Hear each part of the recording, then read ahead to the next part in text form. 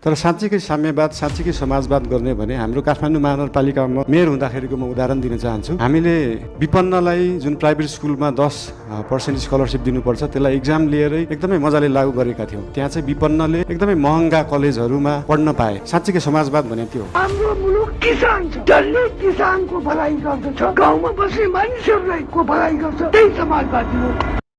नेपाल अझै पनि किन समाजवादमा विश्वास गर्छ? यसरी हाम्रो छिमेकी देशहरूले आफ्नो जनताहरूलाई मानव स्वतन्त्रता, धनी र गरिबलाई सबैले समान अधिकार दिन थालेको थियो भने सेम टाइममा नेपालको कन्डिसन एकदम फरक थिए। त्यसमा राणा शासन थिए। पिपुको इन्डियाबाट आएर लेबर मुभमेन्टमा जोइन गरेर राणा शासन विरुद्ध देशमा समानता, सबैलाई हक अधिकार समान रूपमा पाउनुपर्छ भनेर आवाज उठाउन थाले।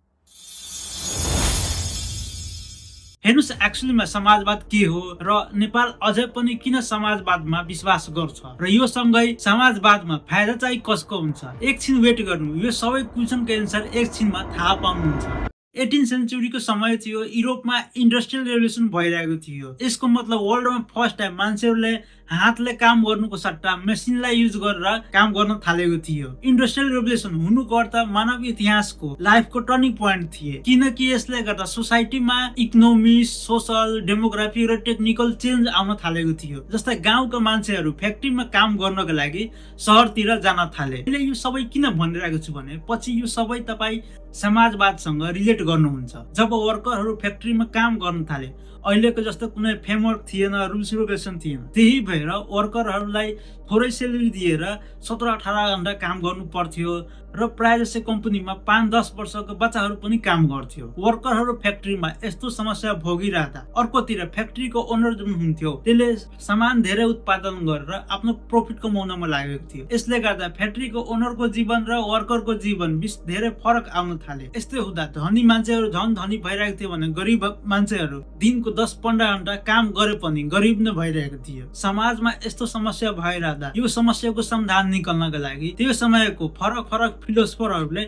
आफ्नो थ्योरीहरू निकाल्न थाले। जस्तो Saint Simon, Robert Owens, Charles Fourier जस्ता फिलोसफरहरूले सेम कुरामा बिलिभ राख्थ्यो। समाज दुई ग्रुपमा बढिसकेको छन्। यी तीनैजना फिलोसफरहरू मिलेर वर्ल्डमा फर्स्ट टाइम युटोपियन सोसियलिजम वर्डको युज गर्न थाले। यसको अर्थ समाजमा धनी र गरिब बीच कुनै किसिमको भेदभाव हुनु हुँदैन, सबैले समान हक र अधिकार पाउनु पर्छ। त्यही भएर साइन्टो सिमोन्सले आफ्नो थ्योरी निकाले, to each according to his ability, to each according to his work. प्रत्येकलाई उसको क्षमता अनुसारको काम दिनुपर्छ र प्रत्येकलाई उसको काम अनुसारको सेलेरी दिनुपर्छ भनेर थ्योरी निकाले। उनले भनेका थिए लेबरलाई 8 घण्टा काम र 8 घण्टा रिक्रिएसन र 8 घण्टा रेस्ट दिनुपर्छ। यी सोशलिस्ट फिलोसफरहरूले बिलिभ गर्थ्यो सोसाइटी चेन्ज गर्नको लागि पिसफुली पनि चेन्ज गर्न सकिन्छ, यसको लागि कुनै किसिमको भाइलेन्स आवश्यकता पर्दैन। यस्तै फरक फरक फिलोसफरहरूले आफ्नो थ्योरी पेश गरिरहेको थियो। यसको 30 साल पछि इयर 1848 मा एकजना रेभोल्युसनरी इकोनोमिस्ट जर्मन फिलोसफर जसको नाम थिए कार्ल मार्क्स, उनले 1848 फेब्रुअरी 27 तारिक एउटा थ्योरी पब्लिस गरे जसको नाम थियो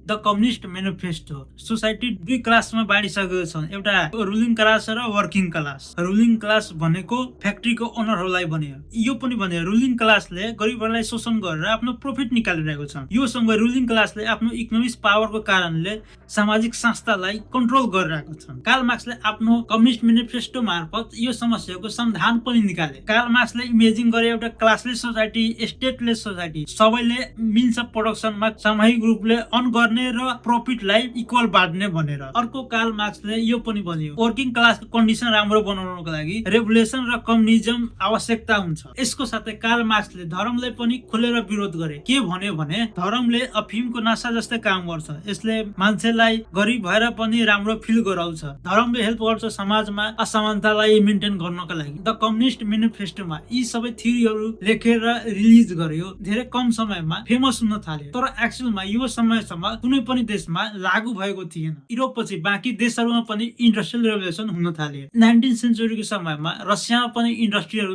बढ्न थाल्यो, जसले गर्दा के भयो भने रसियाको गाउँको मान्छेहरू मास्को जस्ता सिटीमा गएर फ्याक्ट्रीमा काम गर्न थाले। यसले गर्दा रसियामा पनि के भयो भने जुन फ्याक्ट्रीको ओनर थिए त्यसले वर्करहरूलाई कम से कम पैसा दिएर 16-17 घण्टा काम गराउन थाले। वर्करहरू आफ्नो लेबर राइटलाई लिएर खुसी थिएन। यसले गर्दा के भयो भने इयर 1905 मा रसियाका सबै वर्करहरू वर्करहरू आफ्नो लेबर राइट पाउनका लागि रसियन जारको एगेन्स्ट विरोध गर्न थाले। एक्चुअलीमा राजालाई रसियन भाषामा जार भनिन्छ।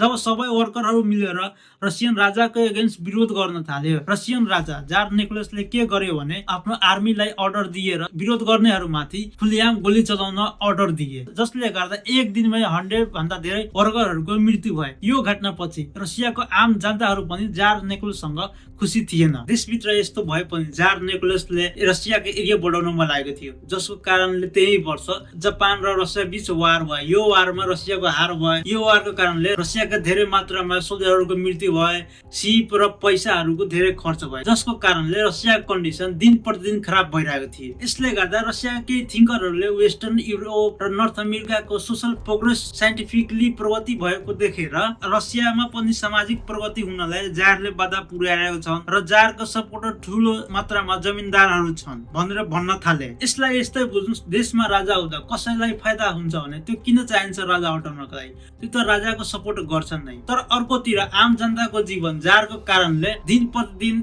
फ्रस्ट्रेट भइरहेको थिए। देशभित्र भएको समस्याहरूलाई खासै वास्ता नगरी जार निकोलसले इयर 1914 मा वर्ल्ड वार 1 मा इन्टर गरे। यो वारको कारणले रसियाले धेरै क्षति भयो, जसले गर्दा देशमा महँगाई बढ्न थाल्यो र खानाको अभाव हुन थाल्यो। खानाको अभाव यतिसम्म भएको थियो कि एउटा रोटी लिनको लागि मान्छेहरूले घन्टोसम्म लाइनमा बस्नु परिरहेको थिए। जब यो सबै रसियामा भइरहँदा रसियामा एउटा पार्टी थिए, रसिया बोल्बिएको नामको, जसले लिड गरिरहेको थियो भ्लादिमिर लेनिन। लेनिन कार्ल मार्क्सको थ्योरीबाट धेरै प्रभावित थिए। यसपछि लेनिनले रसियामा के गर्न लाग्यो भने जनतालाई भन्न थाल्यो पावर एकजनाको मात्र भएर हुँदैन, सबैको हातमा हुनु पर्यो। यसले गर्दा समाजमा सबैलाई फाइदा हुन्छ। लेनिनले आफ्नो स्पिचहरूमा समाजमा सबैलाई हक अधिकार समान रूपमा पाउनु पर्छ भन्ने जस्ता कुरा गर्न थाले। यो आइडिया रसियाको आम जनताहरूले धेरै प्रभावित भयो। त्यसपछि इयर आउँछ 1917 अप्रिल। लेनिनले के गर्यो भने आफूसँग किसान, वर्कर र सोल्जरहरूलाई जोडेर जारको एगेन्स्ट विरोध गर्न थाल्यो। फाइनली जारलाई साता छोड्न बाध्य बनाए। यो सँगै लेनिनले वर्ल्डमा फर्स्ट टाइम मार्क्सवादको थ्योरीलाई एक्चुअलीमा ग्राउन्ड लेभलमा इम्प्लिमेन्ट गरे। रसियामा भएको यो रेभोल्युसनले संसारभरि प्रभाव पर्न थाल्यो, जस्तो हाम्रो छिमेकी देश चाइना र इन्डियामा। त्यो समयमा चाइनाको 80% ल्यान्ड 7% पपुलेसनले कन्ट्रोल गर्थ्यो। बाँकीको 80% आम जनताहरू कसैको जग्गा थिएन त कोही गरिबीमा बाँचिरहेको थियो। माओ जेडुङले पनि समाजवादको कुरा गर्न थाल्यो। गरिब किसानहरूलाई जमिनदारहरूले शोषण गरिरहेको छ भन्दै नाराको साथ चाइना पनि माओ जेडुङले सिभिल वार स्टार्ट गरे।